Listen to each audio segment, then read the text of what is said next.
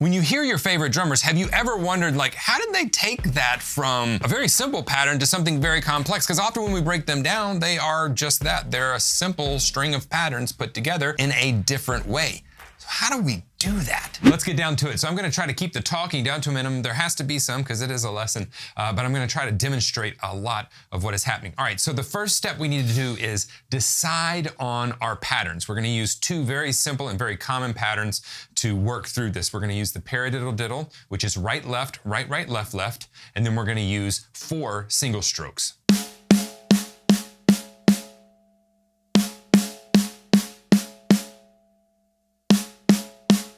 So that's step one, we decide on our patterns. We're gonna go on a 16th note grid, so it'll be 16th notes all across the measure. And this is gonna be 1 measure long. We're gonna do 2 paradiddle-diddles followed by 4 single strokes.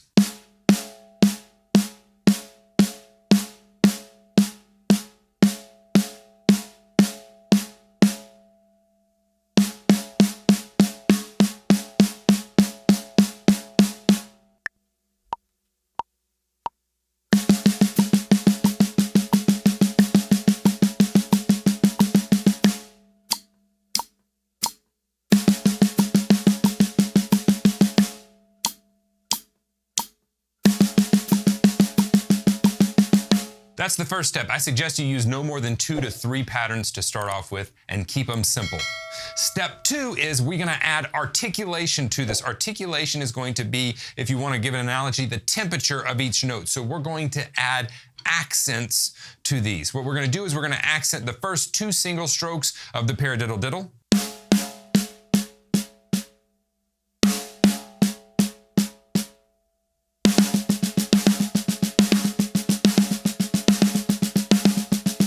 And we're gonna accent the last 2 single strokes of those 4 single strokes.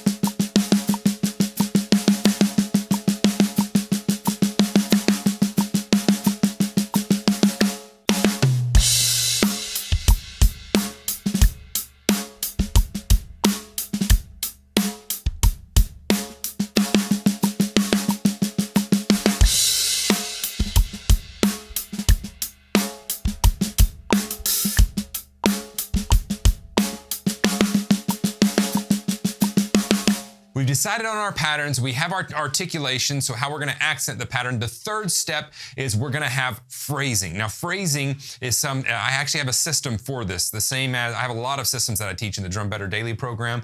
So for like articulation, that's part of what I call the big 7 that we need to be working on.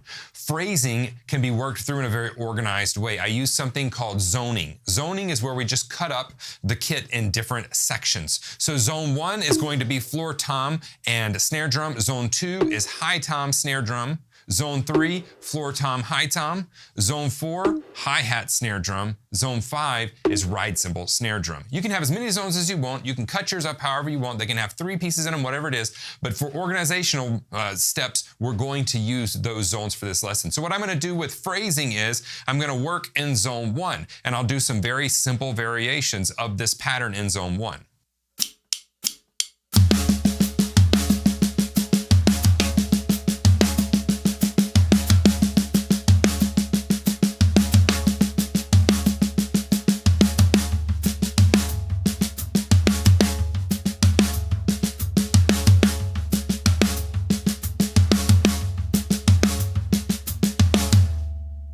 Once we finish zone 1 and we feel comfortable there, then we can go to zone 2. What's happening is, all too often we keep things in a box here. We're expanding our box. So zone 1, now let's go to zone 2.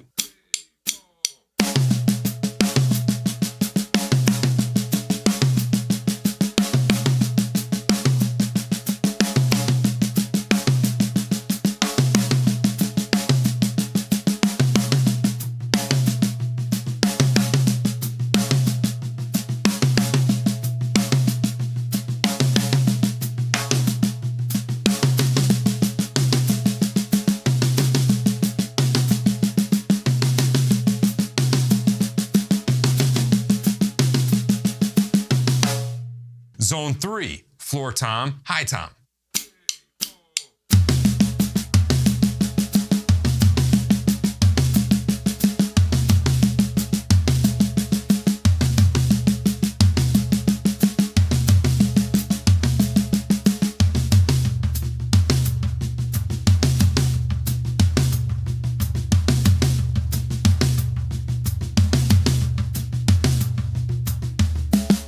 Zone 4 is going to be hi-hat and snare drum. And you can make any combination that you want. For this, I'll make this combination.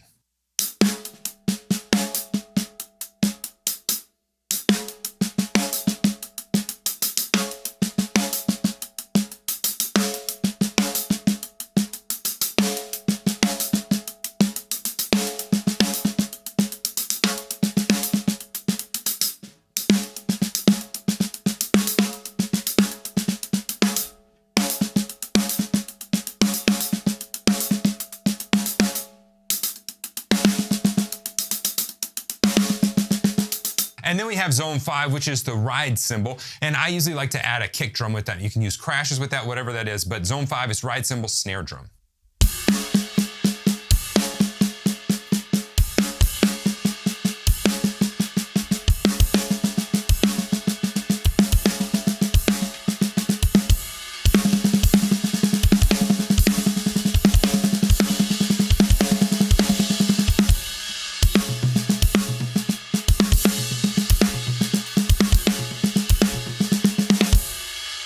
Once you get those down, then you can start using those to create drum fills. Again, we're just looking for material. We're just playing. We're just grabbing stuff and seeing what works, what we like. What we like, we'll keep. What we don't like, we'll throw away. But we go through the process.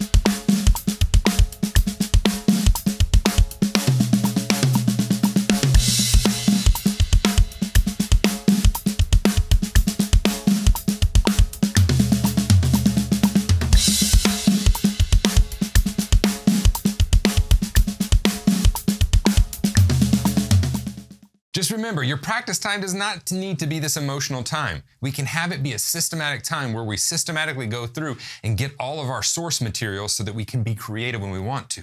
So we have what patterns we're using, we have articulations, we have step 3, which is the phrasing. The 4th step is we're gonna start on different parts of the beat, because let's face it, not all drum fills are going to happen in 4 beats. Sometimes they'll be 1.5 beats, sometimes they'll be 3 beats. So we wanna practice doing that. Now with this, the resolution point will still be beat 1. So if we start on the and of 1, we're still going to resolve it on the 1 of the next measure. So the fill just gets shortened, but we start the same pattern. So if I'm going to start this on beat 2, I would only have time to play the 2 paradiddle-diddles. So if I was playing a groove like this,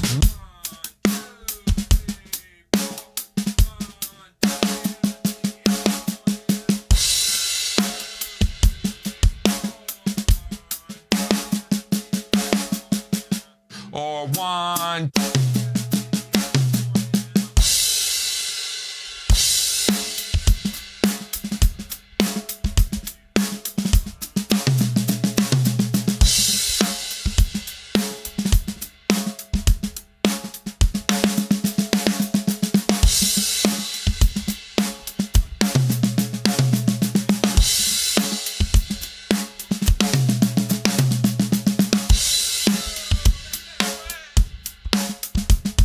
So depending on where you start, you may have to crash out with your left hand because you have to figure out, where am I cutting this pattern short? That makes you go through the pattern at a deeper level, and it makes you understand, how am I getting out of this? How am I crashing back in if I only have, 1 beat to play this drum fill? Okay, so that is how we're going to do it. So far we have get the pattern, step 1. Step 2 is articulations. We have phrasing. We have start on different parts of the beat. Again, we're just exploring. The next one is really fun. We're gonna change the grid. What is the grid? The grid is what subdivision we're using, okay? That's kind of like nerd speak for what's the subdivision that we're using. And any of you that are old drumline junkies will know that. So the grid is going to be 16th notes right now. So we have triplets, we have sextuplets, we have 32nd notes, and you're like, Stephen, can't we use all of it? Yeah, we can use all those. But remember, we're doing this in an organized way so we don't get overwhelmed. All we're doing is exploring. We're getting source material here, all right? For you to make the perfect fill for whatever situation you're in, you have to have all the source material. All right, so the first thing we're gonna do, let's take it to sextuplets. Now, when we take it to sextuplets, that means we have how many notes per measure? 6 per beat. 4 times 6 is 24 notes, and we did just have 16 notes, so we're gonna have to expand the pattern. So what I'm gonna do is I'm gonna play the exact same pattern, paradiddle-diddle, paradiddle-diddle, and then I'm going to play the 4 single strokes. Then I'm gonna add another paradiddle-diddle, and then we're going to have 2 single strokes at the end of that, okay? So I'm still only using the source material that I started with. It's the same patterns, we're just now elongating this thing. So if we're here, that's gonna sound like this.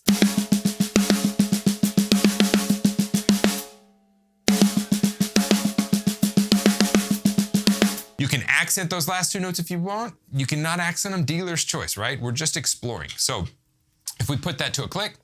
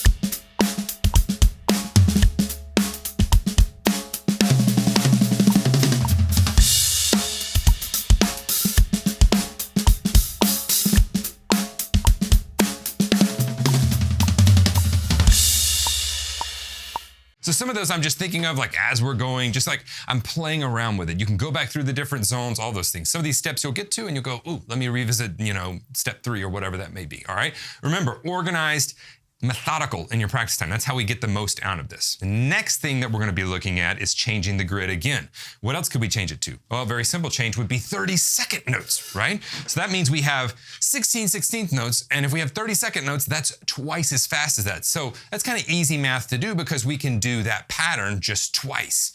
All right, so if we're here, 1E and a 2E and a 3E and a 4E, here's the 32nd notes.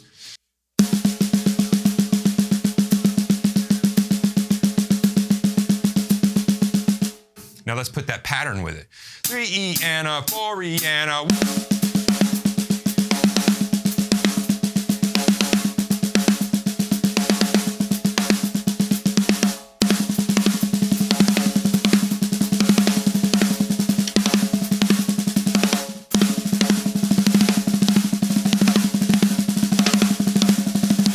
Now that's kind of getting fun. All right, so once we do that, then of course we want to try to play a drum fill with that.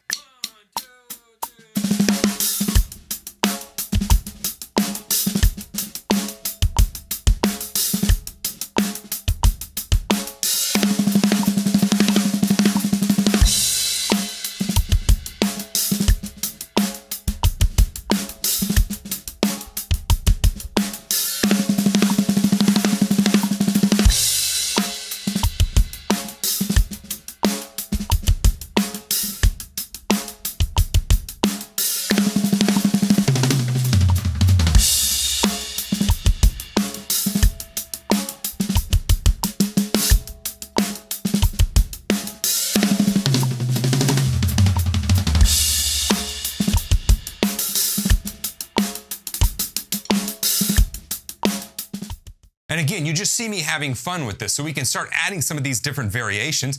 So let's take one variation we could do. Let's go here into zone 2.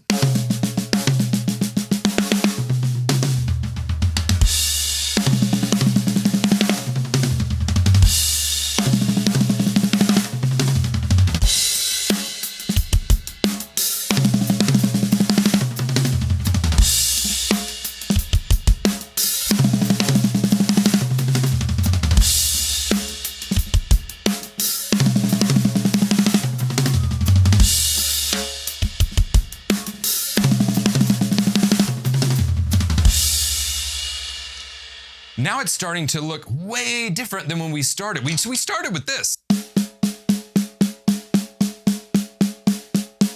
That's what we started with, right? And now we have... Again, all we're doing is exploring and getting source material. What's the next step? The next step is we've changed grids, use sextuplets, 32nd notes, 16ths, we could use triplets, we could use 8th notes, all of those things. Now, we're gonna mix grids. What does that mean? Mixing grids is just where you take two different types of subdivisions, we mix them together. So let's take real easy, this is easy, so 2 beats, let's do the pattern once, paradiddle, paradiddle, and then the 4 single strokes, that's gonna be 2 beats in 32nd notes. And then what we'll do is we'll take 2 beats of sextuplets. So right, left, right, left, left, right, left, right, left, left.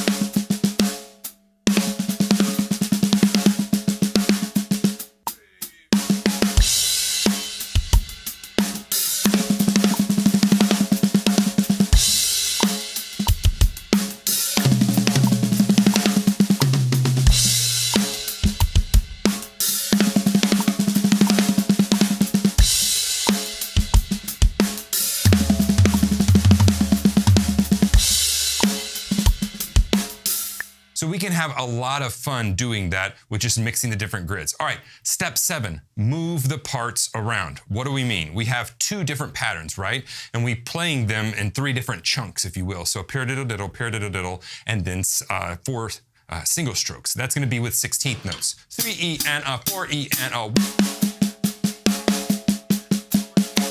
In my mind, I see 3 distinct chunks.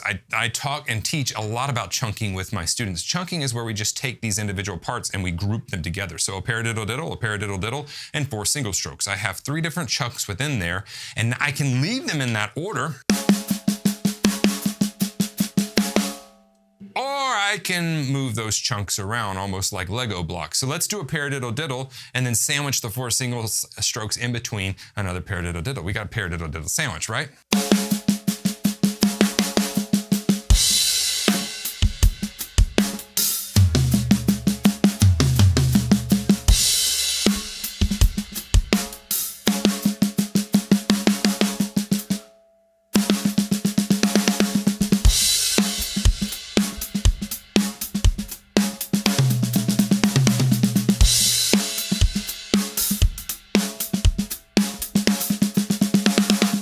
Right? We could also put the 4 single strokes at the front.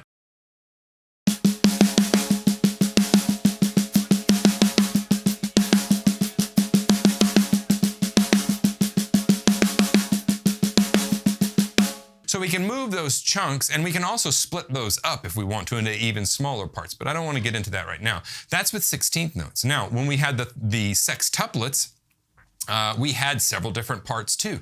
And as long as you have all of those parts in there, it's going to make that. So with sextuplets, we had a paradiddle-diddle, paradiddle-diddle, the 4 single strokes, paradiddle-diddle, and then 2 single strokes. So I see 1, 2, 3, 4, 5 different chunks there, okay? So let's just move around the single strokes. Let's do a paradiddle-diddle, the 4 single strokes, paradiddle, paradiddle-diddle, 2 single strokes.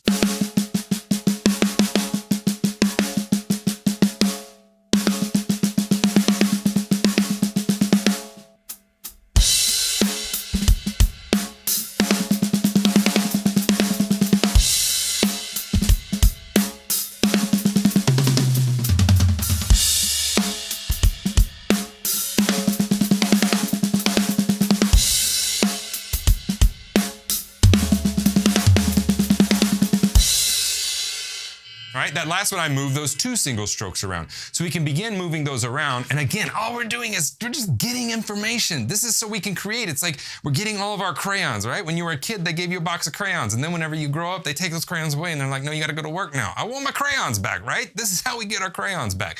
This is how we get all the colors and we gather them and we're like, how could I use this? How could I create with this? All right? That's all this system does, but it does it in a really methodical way. Again, I can't stress this enough. Your practice time is not enough emotional time. Your practice time needs to be consistent. It needs to be methodical so that you can have everything you need whenever it comes to creating the art that you want to create. The 8th thing we're going to do is we're going to add rests to this. We're going to add some white space. Rests are vastly underrated, all right? But they're really going to add shape to what you're doing. So I'm going to add some simple rests with this. I'm going to play, let's do sextuplets. Let's do a paradiddle-diddle. And then I'll play one kick drum after that. Let's just to have some fun to kind of start changing things up.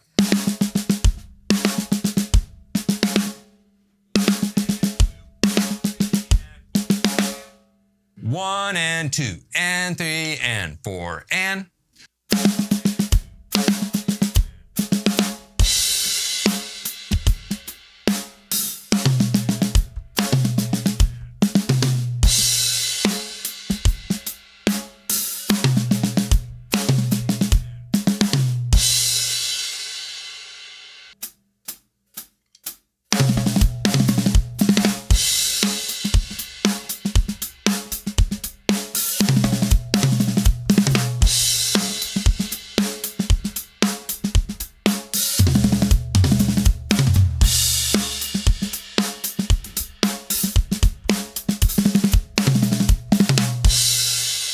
We can also do something like this.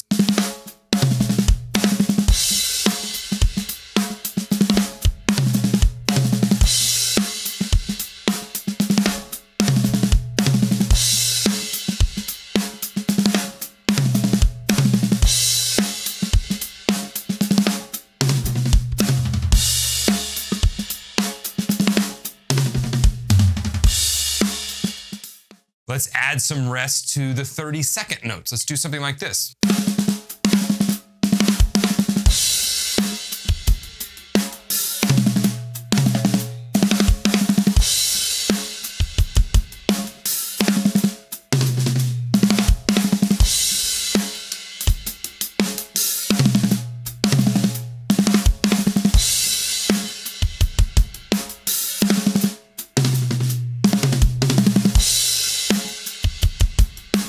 Again, some of that's smoother, some of it's a little bit rougher, but what's happening is I'm actually, like, while I'm teaching, I'm just thinking through things and trying to make it happen, all right? That's what I want you to be doing, is having fun with this. All right, so number 9 is change the resolution points. Now, we've already started on different parts of the beat, but we were resolving or ending the fill on 1. Now we're gonna change that. We're gonna change it all up. We're gonna change the resolution points to, like, the and of 1, the E of 1. So we'll start on the and of 1 of one measure, and then we'll end on the and of 1 of the next measure and keep the groove going how it needs to.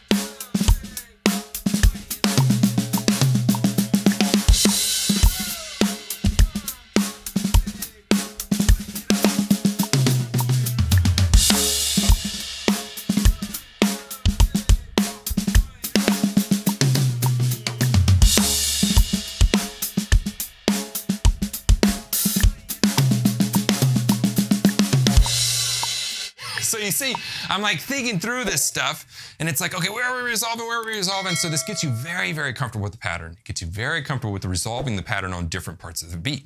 Now we can do something that's not 16th notes. Let's go back to that 32nd note drum fill that we had. The one I believe was going like a...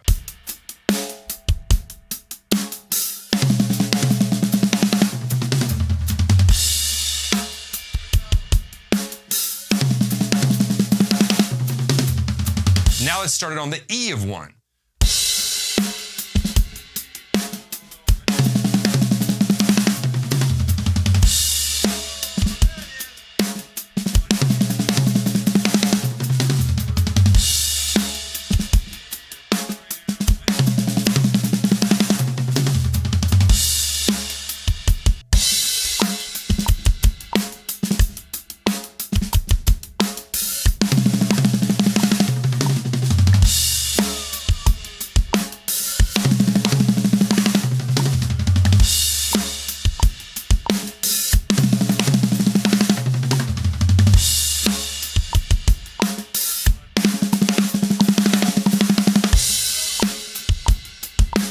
All right, so this gets to be a lot of fun, right? And you can honestly see me just having fun with this. That's what I want you to do. Start having fun with this, adding rest, moving the parts around, resolving on different parts of the beat. That is what you need to be doing for this, for it to be fun, and you'll have a creative palette to draw from. And it only started with 2 patterns. So let me go over those steps again. We have get your patterns. The second step is articulations. Third step is phrasing. Fourth step is start on a different part of the beat, still resolving on 1. Fifth is change the grid. The 6th is mix the grids. 7 is move the parts around. The 8th is add rests. The 9th is change your resolution points. And then the 10th is we're gonna have inversions and substitutions. Inversions is when you take a pattern and you play the same notes, but in a different order. We invert them, we turn them inside out. So an example of an inversion, and I'm not gonna get too deep on all of this, you can explore and have fun with this yourself, but an example of an inversion would be the paradiddle-diddle that we have. So right, left, right, right, left, left. It has like first, second, and third inversion where we put the diddles on the front. Or we put the single strokes on the end.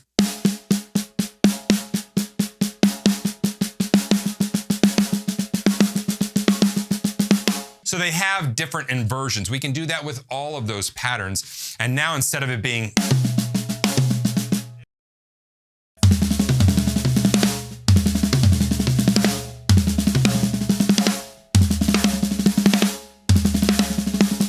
so you can see how that can you can have a lot of fun with that. The last thing is on this step is substitution. So substitution is going to be where you put a different limb a different limb in place of another one. So an example of that would be if we let's take the paradiddle-diddle again and we'll replace the 2 lefts with the kick drum. So it'll now be a paradiddle with 2 kick drums on the end of it.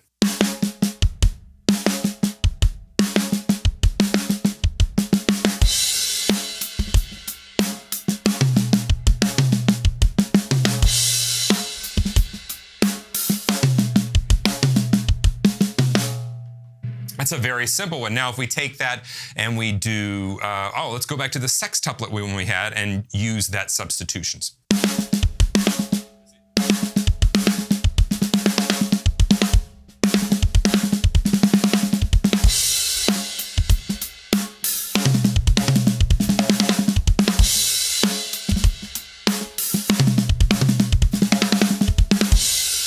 So you see what I'm saying? And now I'm like, okay, I want to turn the lesson off and actually just work on this.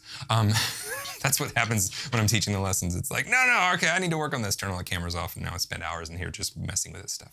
All right, so that's gonna be the 10th step. Again, download the sheet music with this because it really is going to help you in sourcing through this. As well, I have another free lesson here on YouTube that's about the paradiddle. Go watch that. If this helped you, hit that thumbs up button, share it with somebody that you think it may help. Leave me a comment. Let me know what some of your favorite combinations are. Let me know if you like this type of lesson material as well. Subscribe to the channel, click that notifications bell so that you'll be notified every week whenever I upload new videos. But whatever you do, I'll see you here in the next video.